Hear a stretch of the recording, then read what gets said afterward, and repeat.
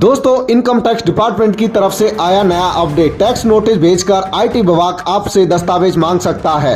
Income tax विभाग के द्वारा टैक्स पेयर्स के लिए जरूरी अपडेट जारी किया गया है। इस अपडेट के अनुसार टैक्स पेयर्स को विभाग द्वारा नोटिस जारी किए गए हैं, जिनमें उनके द्वारा रिटर्न में दावा किए गए इनकम और कटौती का प्रमाण मांगे गए हैं। अगर आपके पास भी ऐसा नोटिस आता है तो आइए जानते हैं इसका जवाब कैसे देना है। आयकर रिटर्न फाइल करने की अंतिम तिथि 31 जुलाई थी। जो लोग भी 31 जुलाई तक आयकर रिटर्न दाखिल नहीं कर पाए हैं, उन्हें अब पेनल्टी का भुगतान करना होगा। जिन लोगों ने आईटीआर फाइल किए हैं, उन्हें भी आयकर विभाग की तरफ से नोटिस जारी किए जा रहे हैं। आयकर विभाग के द्वारा सभी रिटर्न की जांच की जाती है, जिसके बाद उन्हें जिस भी रिटर्न में गड़बड़ी लगती है या कोई कमी लगती है, उन्हें नोटिस जारी किया जाता है। कई बार ये नोटिस छोटी सी गलती के कारण भी आपको मिल सकता है। कुछ समय पहले ही आयकर विभाग ने वेतन भोगियों को नोटिस भेजकर उनके द्वारा रिटर्न में दावा किए गए इनकम और कटौती का प्रमाण मांगा है। यदि आपके पास भी कोई कारण से आयकर विभाग का नोटिस मिलता है तो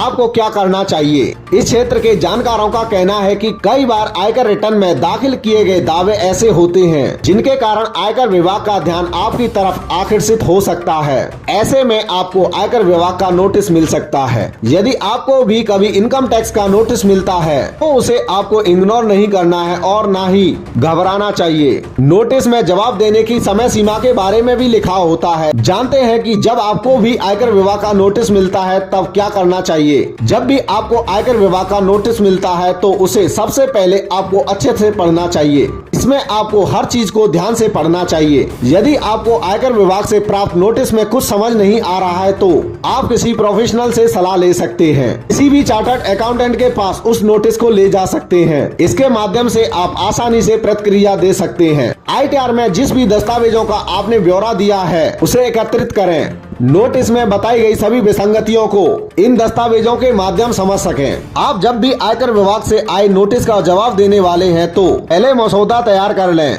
यह ध्यान रखें कि आपका जवाब एकदम संक्षिप्त और स्पष्ट हो। इसके साथ ही आपको साक्ष्य भी देना चाहिए। दोस्तों, इनकम टैक्स डिपार्टमेंट के द्वारा नोटिस पर आई जानकारी आपकी समझ में आई या नहीं, हमें कमेंट बॉक्स में कमेंट करके जरूर बताना।